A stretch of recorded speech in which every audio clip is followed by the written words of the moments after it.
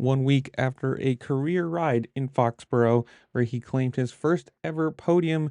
Sadly, we have some injury update news from Gage Linville. Obviously, this is from last weekend in Philadelphia, the East-West shootout, and the clip of the crash is what you're seeing now.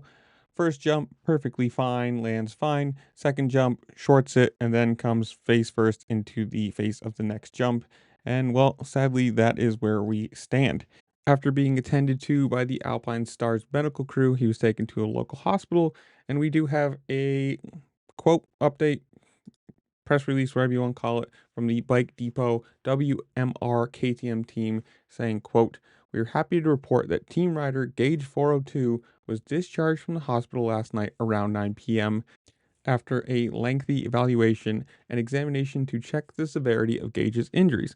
Apart from a pretty gnarly concussion, Gage suffered bruising to his shoulders and lungs, as well as a small fracture in his back. He will follow up with some specialists this upcoming week to create a timeline for his recovery. The ups and downs of this sport are pretty tough, but we're relieved that Gage's injuries are nothing worse than reported.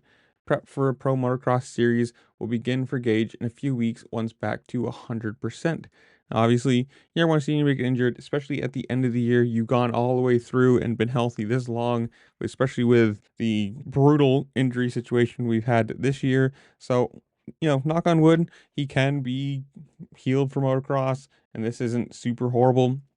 And he does have his own quote posted on his Instagram, Gage402, if you don't know it, there it is, saying, quote, "Man, the sport can be brutal. Felt good throughout the day and was looking forward to having a good night.